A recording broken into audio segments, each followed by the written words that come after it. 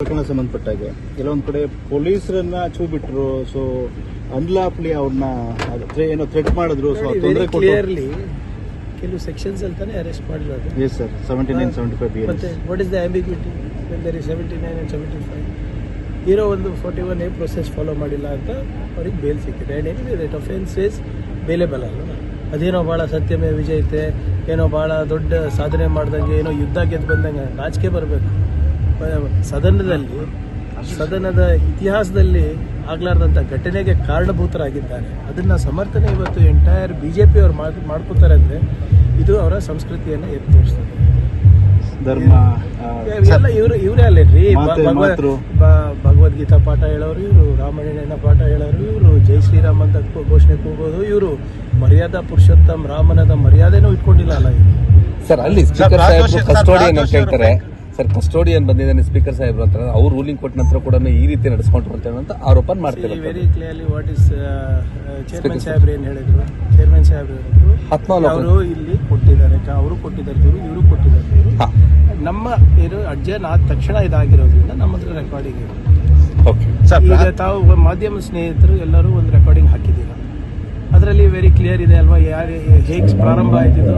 ನಮ್ಮ ನಾಯಕರಿಗೆ ಬೈದರು, ಇವ್ರು ಅದು ಸರಿನಾ ಅಂತ ಕೇಳಿದ್ರು, ಇವರು ಒಂದು ಮಾತು ಹೇಳಿದ್ರು, ಅದಕ್ಕೆ ಇವರು ರಿಯಾಕ್ಷನ್ ಮಾಡಿದ್ರು. ಅದಾದಮೇಲೆ ನಿಮ್ಮ ಮನೆಯಲ್ಲಿ ಅಕ್ಕ ತಂಗಿ ಇಲ್ವಪ್ಪ ಅಂತ ಕೇಳಿದ್ರು. ಇವೆಲ್ಲನೂ ರೆಕಾರ್ಡ್ ಆಗಿದೆ ಅಲ್ಲ, ಇಟ್ಸ್ ರೆಕಾರ್ಡ್ ಆಗಿದೆ, ಏರ್ ಆಗಿದೆ. ಇದೆಲ್ಲ ಆದಮೇಲೂ ಕೂಡ ಅವರು ಸಮರ್ಥನೆ ಮಾಡ್ಕೋತಾರೆ ಅಂದರೆ ಇಟ್ಸ್ ವೆರಿ ಕ್ಲಿಯರ್ಲಿ ಎವಿಡೆಂಟ್ ಅವರು ಗೊಬೆಲ್ಸ್ ಥಿಯರಿಸ್ಟ್ಸ್. ಆಮೇಲೆ ಸತ್ಯ ಆಗುತ್ತೆ ಅಂತ ಅಷ್ಟೇ. ಸತೀಶ್ ಜಾರಕಿಹೊಳಿ ಹೇಳ್ತಾರೆ ಪ್ರಕರಣ ಎಲ್ಲೋ ಒಂದ್ ಕಡೆ ಇದನ್ನ ಕ್ಲೋಸ್ ಮಾಡಬೇಕು ಅಂತ ಹೇಳ್ತಾರೆ. What you say? I am not sure what Satish Jarkiholi ಅವರು ಹೇಳಿರೋದು ನನಗೆ ಗೊತ್ತಿಲ್ಲ. ಆದ್ರೆ ಯಾವುದೇ ಹೆಣ್ಮಕ್ಳಿಗೆ ಹಿಂಗೆ ಅವಾಚಕವಾಗಿ ಬೈದಾಗ ಸಮಾಜ ಏನ್ ಮಾಡ್ಬೇಕು? ಪ್ರಹ್ಲಾದ್ ಜೋಶಿ ಹೇಳ್ತಾರೆ, ಕೇಳಿಯಪ್ಪ, ಒಂದು ಕೇಳಿ ಮುಗಿಯೋದಿಲ್ಲ. ಆಗ್ಲಿ ಒಂದು ಜವಾಬ್ದಾರಿ ಸ್ಥಾನಮಾನದಲ್ಲಿ ಇರುವಂತ ಒಬ್ಬ ಶಾಸಕ ಇಂಥ ಮಾತುಗಳು ಆಡಿದ್ರೆ ಏನ್ ಮಾಡ್ಬೇಕು? ಕಾನೂನಲ್ಲಿ ಕೆಲವು ಏನೋ ಮಾನದಂಡಗಳಿವೆ. ಅದು ಕಾನೂನನ್ನು ಪಾಲಿಸಬಾರ್ದ ನಾವು?